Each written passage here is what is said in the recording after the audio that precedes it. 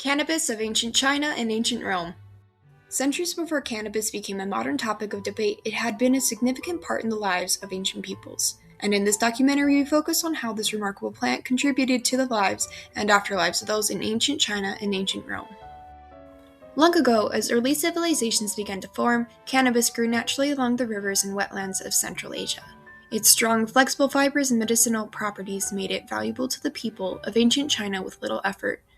Though historical records show that cannabis was widely used across many Chinese dynasties, scholars are still uncertain whether it was deliberately cultivated or simply gathered as a native plant. There are so many variations of the plant that have evolved over the thousands of years that it is difficult to trace even one strain back to its exact origins. What we do know, however, is that, whether cultivated or conveniently abundant, cannabis was an essential resource in Chinese society. We know about the many different ways cannabis was used in ancient China, from the concise Chinese Materia Medica translated by Eric Brand and various other texts. For the most part, it was used as a relaxant, but in ritualistic purposes, cannabis was believed to have spiritual properties and was therefore used to help the deceased pass on smoothly to the next life. And when it wasn't being used to nurture the spirit, the fibrous plant was being turned into everyday objects such as cloth and ropes. In 2009, while breaking ground for a new cemetery, construction workers stumbled upon an 1,800-year-old tomb. There were bones of domesticated animals such as goats, sheep, and even a horse skull buried with the owner of the tomb, suggesting the owner of the tomb belonged to an agricultural civilization. Alongside these remains, they also found traces of grain and, most importantly, bundles of cannabis stalk. Hong and Jiang explains the process they used to identify the pressed and dried plants as cannabis, noting that the way the cannabis had been harvested and placed in the tomb preserved its form well enough for researchers to study. She goes on to explain that the placement of the plants also gives us an insight into how they treated and used cannabis in their society. For this specific tomb, while they did find remnants of cloth, it had not been woven by the cannabis plant, which had been seen in other ancient Chinese society, so this leads us to believe that in this civilization, cannabis was used strictly for medicinal and ritualistic purposes.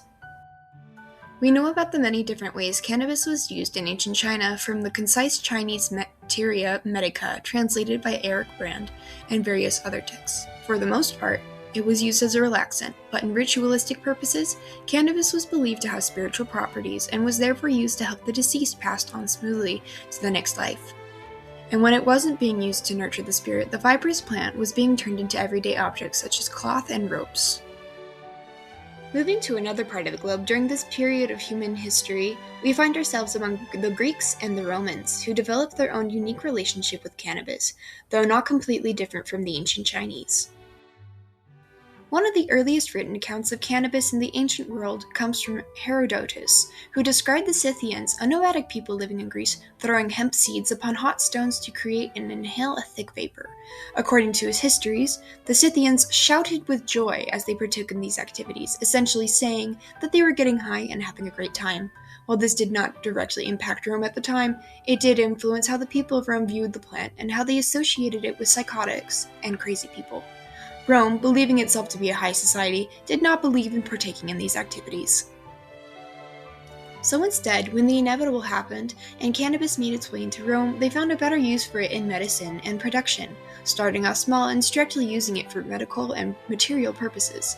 James Buttricia explains in his article the medical uses of cannabis amongst the Greeks and Romans, all the different ways that the fibers were used, like in their sails and ropes, which were incredibly important given their naval fleets and dependence on fishing.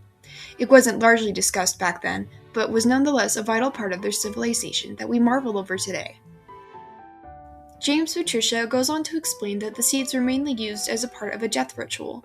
Over time, they found other ways to process cannabis to use in medicinal ways, like for earaches, anti-venom from scorpion stings, and even to prevent wet dreams. Whether used as a medicine or cloth, drugs, or ritualistic materials, cannabis had a vital role in the civilizations of ancient China and ancient Rome. From Chinese burial rituals to Roman civilization, cannabis left its mark on two of the world's greatest ancient civilizations in history. Though their uses differed, the vitality of the plant did not. Long before modern debates, cannabis was simply a useful plant used by countless civilizations in the history of our world.